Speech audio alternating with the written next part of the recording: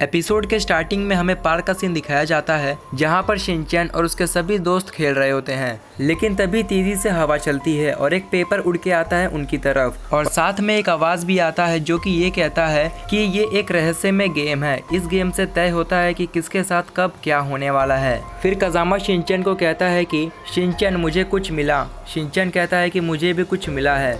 मसाओ पूछता है कि ये क्या है। शिनचैन कहता है कि जो भी इस गेम को खेलना चाहता है वो अपना हाथ ऊपर उठा के डांस करो। तभी काज़ामा कहता है कि नहीं, हम डांस नहीं करेंगे। उसके बाद शिनचैन हर एक लाइन के ऊपर अपने दोस्तों का नाम लिख देता है और अपना भी। फिर बाद में वहाँ पर वो लोग सोचते हैं कि अब नीचे क्या लिखें। फिर काज़ामा कहता है कि नीचे हम ये लिखते हैं, लेकिन इतने में ही वहाँ पर नैनी आ जाती है और नैनी के पीछे से वही आवाज़ें आती हैं जो कि एपिसोड के स्टार्टिंग में आती है कि ये एक रहस्यमय गेम है और ये तय करता है कि किसके साथ कब क्या होने वाला है। फिर बाद में काज़ामा उसी पेपर को वापस देखता है और उस पेपर के अंदर नैनी का नाम रेड कलर में हो जाता है और उसके बाद वो रेड कलर धीरे धीरे उसके लाइन को जाता रहता है नीचे और फिर बाद में एक पॉइंट पे आके रुक जाता है और फिर नीचे कुछ लिखा हुआ आता है। उसके बाद काज़ामा वापस से नैनी की तरफ देखता है और नैनी भागते भागते उनके पास आती है, लेकिन तभी गायब हो जाती है। फिर बाद में वो लोग सोचते हैं कि नैनी कहाँ गई। तभी वो लोग नीचे देखते हैं क्योंकि नैनी गड्ढे के अंदर गिर जाती है।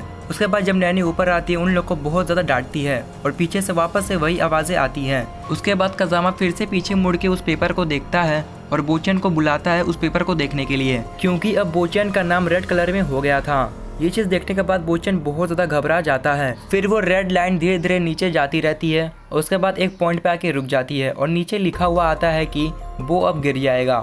फिर बाद में वो लोग बो की तरफ देखते हैं उसके दोस्त, और बोचन धीरे धीरे पीछे जाता रहता है डरते डरते। उसके बाद सच में बोचन नीचे गिर जाता है।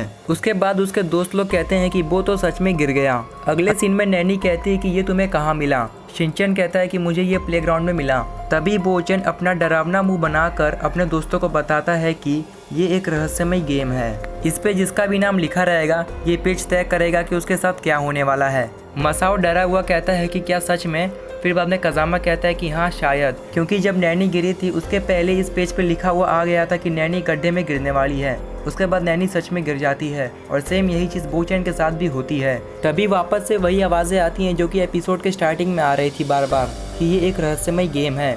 फिर बाद में वो लोग उस पेज की तरफ देखते हैं और वहाँ पर काज़ामा का नाम रेड कलर में हो जाता है, यानी कि अब काज़ामा की बारी है। धीरे धीरे करके वो रेड लाइन नीचे की तरफ जाती रहती है और उसके बाद वो एक पॉइंट पे आके रुक जाती है और वहाँ पर नीचे कुछ लिखा हुआ आता है। वो लोग उस लिखे हुए को देखकर काफ़ी ज़्यादा शौक में आ जाते हैं।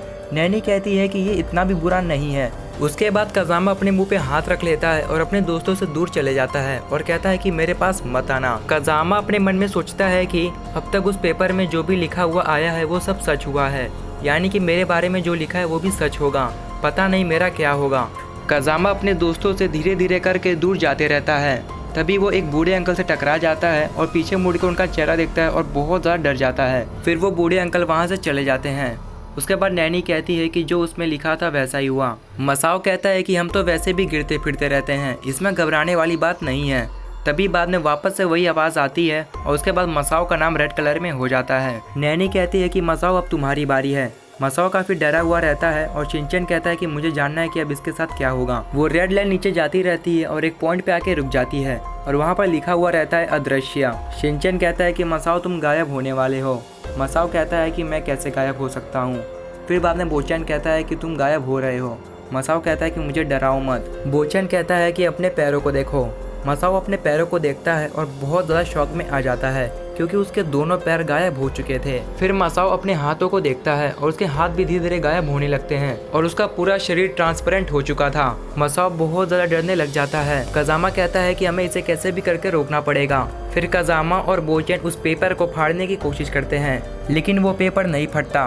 तभी शिनचैन मार्कर से उस लाइन को दूसरे लाइन से कनेक्ट कर देता है और वो रेड लाइन फिर दूसरे लाइन की तरफ चले जाता है और मसाओ वापस से पहले जैसा हो जाता है। लेकिन तभी वापस से वही आवाज़ आती है और उसके बाद वो रेड लाइन वापस से उसी लाइन की तरफ चले जाता है, मसाओ वाली लाइन की तरफ, और मसाओ वापस से ट्रांसपेरेंट हो जाता है। लेकिन तभी शिनचैन फिर से वही चीज़ करता है और मसाओ फिर से सही हो जाता है। लेकिन उस पेपर के अंदर जगह बची रहती है, इसीलिए वो बार बार रेड लाइन मसाओ वाली लाइन के साथ कनेक्ट हो रहा था।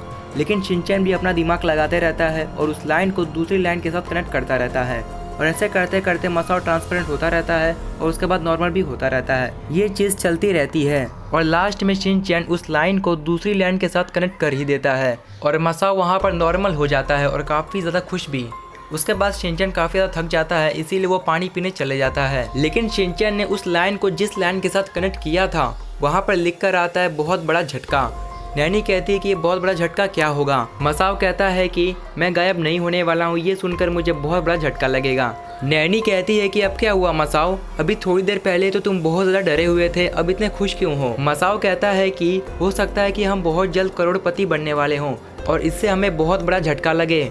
ये सारी बातें मसाओ अपने मन में सोच रहा था और इसीलिए वो इतना खुश था। लेकिन तभी एक फुटबॉल आती है, मसाओ के टकले पे लग जाती है और मसाओ उस गड्ढे के अंदर गिर जाता है। फिर सबको समझ में आ जाता है कि वो बड़ा झटका क्या था। नैनी कहती है कि इसका मतलब इस पेपर में जो भी लिखा जा रहा है वही हमारे साथ हो रहा है। काजामा कहता है कि हम सबकी बारी आ चुकी है, अब सिर्फ शिनचैन ही बचा है। तभी शिनचैन का नाम भी रेड कलर में हो जाता है और जैसे जैसे शिनचैन ने दूसरी लाइन को दूसरी लाइन के साथ कनेक्ट किया था वैसे वैसे वो रेड लाइन उन लाइनों के ऊपर चलती जाती है और शिनचैन भी धीरे धीरे गायब होने लग रहा था। तभी शिनचैन के पेट में बहुत ज्यादा दर्द होने लगता है, इसलिए शिनचैन अपना पेट पकड़ के वहाँ पर खड़े हो जाता है। काजामा सोचता है कि मुझे अब क्या करना चाहिए। फिर बाद में काजामा उस लाइन को देखते रहता है और वो रेड लाइन धीरे धीरे करके नीचे जाती रहती है और एक पॉइंट पे आने के बाद रुक जाती है। लेकिन वो रेड लाइन वहाँ पर स्प्रेड हो जाती है और वहीं पर दूसरी तरफ शिनचैन अपने पीछे से गैस रिलीज कर देता है। फिर बाद में वो वापस से नॉर्मल हो जाता है। सब लोग शिनचैन को देख के काफ़ी ज़्यादा खुश हो जाते हैं क्योंकि अब शिनचैन गायब नहीं हो रहा था, अब वो वापस से नॉर्मल हो चुका था। फिर बाद में लोग सोचते हैं कि अब हमें इस पेपर को क्या करना चाहिए। तभी हवा का झोंका आता है और उस पेपर को उड़ा ले जाता है और पीछे से वही आवाज़ें आती हैं जो कि एपिसोड के स्टार्टिंग में सुनने को मिली थी और यहीं पर एपिसोड एंड हो जाता है।